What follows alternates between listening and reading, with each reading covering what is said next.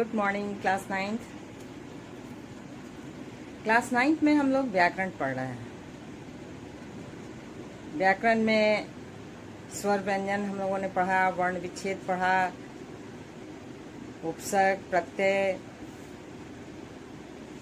और अब हम लोग आगे बढ़ रहे हैं अनुस्वार और अनुनासिक की तरफ। अक्सर लिखने में गलतियां हो जाया करती हैं कि कहाँ अनुस्वार डालें और कहाँ अनुनासिक डालें, और ऐसी नासमझी से हमारी अशुद्धियां बढ़ती जाती हैं। तो वैसे भी जब आप स्वर और व्यंजन समझ लेंगे तो अनुस्वार और अनुनासिक समझने में ज़्यादा परेशानी नहीं होगी। व्यंजन क्या है, पंचमाक्षर क्या है, स्वर किसे कहते हैं, ये सब जब तक आप समझेंगे नहीं तब तक हम इन सब बातों को अच्छी तरह नहीं समझ पाएंगे। और दुख का अधिकार जो पार्ट 1 है उसके पीछे भाषा अभ्यास जो है उसमें ये अनुस्वार अनुनासिक के उदाहरण है जिसे आपको बनाना भी है।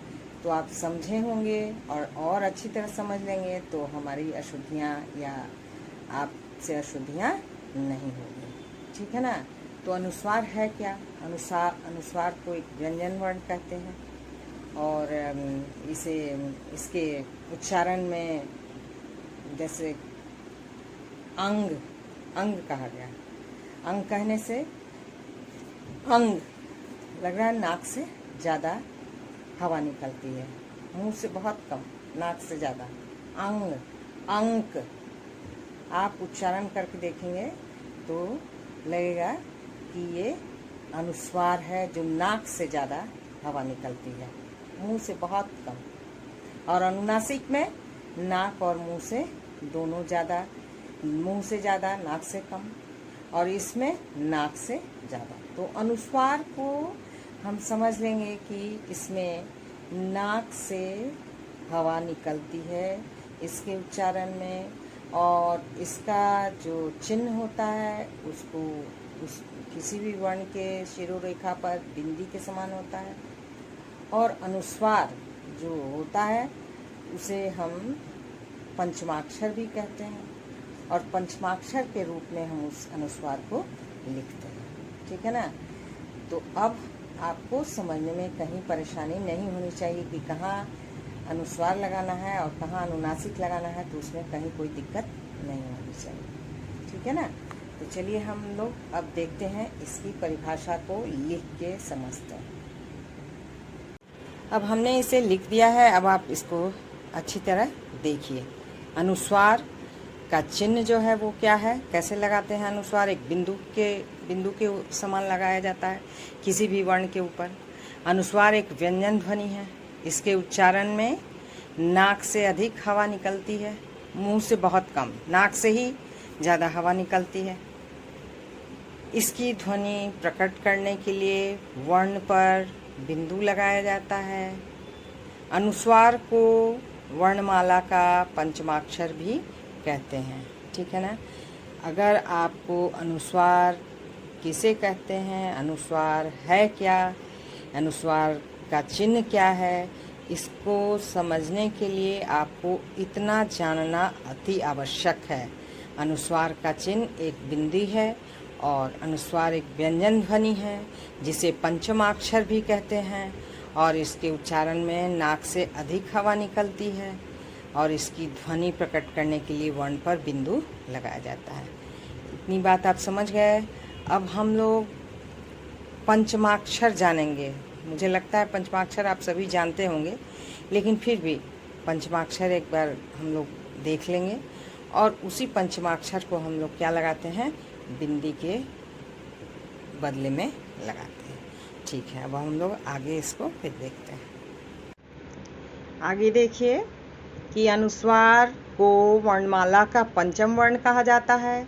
इसका प्रयोग पंचम वर्ण के स्थान पर होता है। जैसे पंख, पंख मतलब आप समझ रहे हैं, पंख मतलब होता है कीचड़। अब इसके ऊपर हमने अनुस्वार दिया, ये अनुस्वार के बदले में कैसे लिखा गया है? प अंग पर हलंत फिर क, अंग, अ अंग में हलंत फिर ग। अब कैसे ये अंग आया, क्यों हम लोग दूसरा कुछ नहीं लिखे?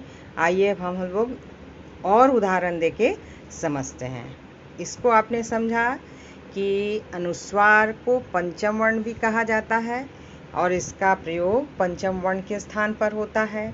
अब पंचम वर्ण है क्या, आप बहुत लोग जानते भी होंगे, बहुत लोग जान के भी यहाँ नहीं समझ रहे होंगे कि ये पंचम वर्ण है क्या। पंचम वर्ण कुछ नया है, लेकिन जो आप पंचम वर्ण जान रहे हैं, लेकिन पंचम वर्ण का प्रयोग कैसे किया जाता है, कब किया जाता है, चलिए हम लोग इसको देखते हैं पंचम वर्ण है क्या।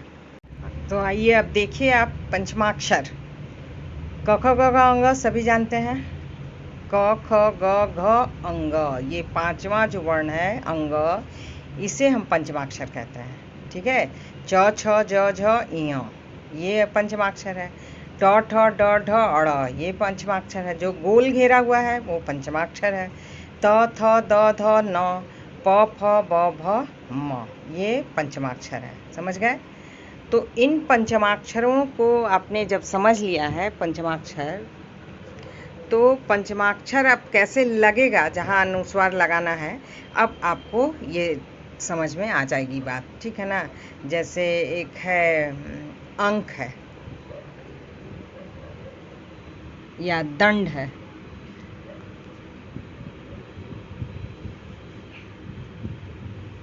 दंड, इसका कैसे हम लिखेंगे? द न ड, दंड, ऐसे लिखेंगे।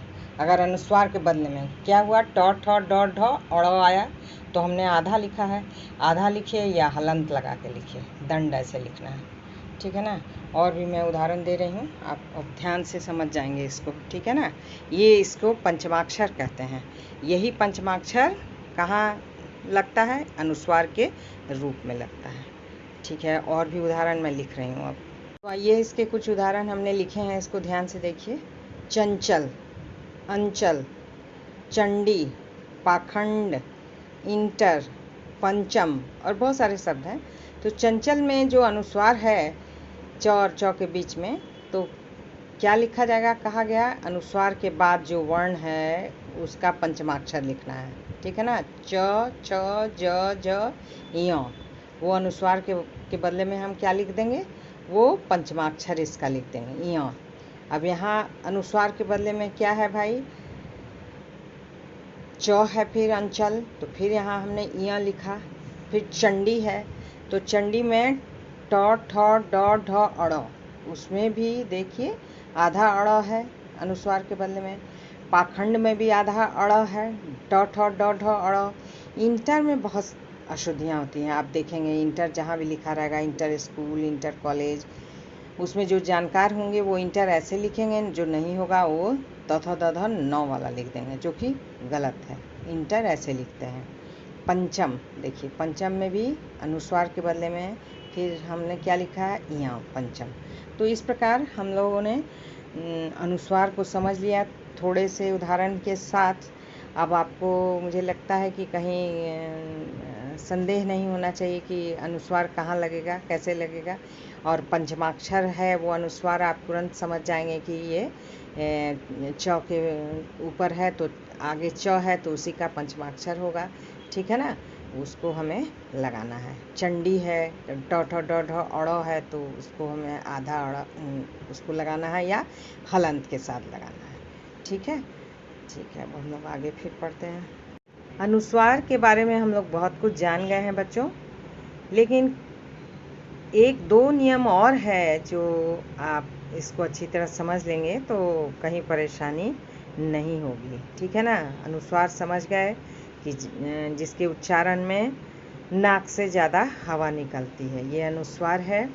अब जो ये नियम है कि जैसे य, र, ल, व, ह से पहले अगर अनुस्वार आए तो वहाँ अनुस्वार ही होगा। देखिए ध्यान से, एक हमने पढ़ा कि पंचम वर्ण आएगा तो वहाँ उसी वर्ण का उसी वर्ग का पंचमाक्षर होगा। यहाँ है ये नियम कि य र ल व ह से पहले अगर अनुस्वार आए तो वहाँ अनुस्वार ही होगा। जैसे संयम, संजोग, संरक्षक, संवाहन, संलाप, अंश, हंस। ध्यान देंगे आप। देखिए जैसे क्या कहा कि य र ल व ह, तो यहाँ अनुस्वार है। संयम हुआ, यहाँ संजोग, संरक्षक, यहाँ अनुस्वार ही होगा। संवाहन है, संलाप, अंश, हंस। ये आपने देख लिया। दूसरा है कि यदि य व ह के पहले पंचमाक्षर आए तो वहाँ अनुस्वार का प्रयोग नहीं होता। ये ध्यान देंगे। यदि य व ह के पहले पंचमाक्षर आए तो वहाँ अनुस्वार का प्रयोग नहीं होता। जैसे पुण्य, अन्य, कन्हैया आदि। ध्यान दिया आपने। पुण्य, अन्य, कन्हैया आदि। ठीक है। वैसे ही जब पंचमाक्षर की एक शब्द में पंचमाक्षर आता है तो वहाँ भी अनुस्वार नहीं होगा। हम इसको ऐसे ही लिखेंगे, सम्मान। ठीक है।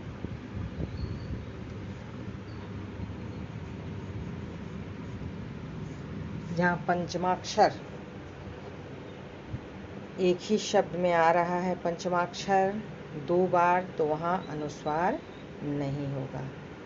आपने समझ लिया होगा। ध्यान से एक बार फिर से देखेंगे आप। य र ल व ह वाली बात, और य व ह के पहले पंचमाक्षर आए तो वहाँ अनुस्वार ही होगा। ये प्रश्न मन में उठता है कि आखिर पुण्य है, पंचमाक्षर आया है, लेकिन हम लोगों ने यहाँ क्यों नहीं अनुस्वार दिया। तो ये नियम है, य व ह के पहले पंचमाक्षर आता है तो वो वैसे ही लिखा जाता है, वहाँ अनुस्वार का प्रयोग नहीं होता है। ठीक है। तो अनुस्वार आप अच्छी तरह समझ लिए होंगे। इसके बाद हम लोग अनुनासिक पढ़ेंगे, और तब फिर मैं आप लोगों को दोनों का अंतर भी मैं बताऊंगी, और तब मैं पूछूंगी आपसे कि क्या आपने समझा है, क्या नहीं समझा है। ठीक है। इसे अच्छी तरह से कॉपी में उतार लेंगे आप और मुझे दिखाएंगे। ठीक है। धन्यवाद।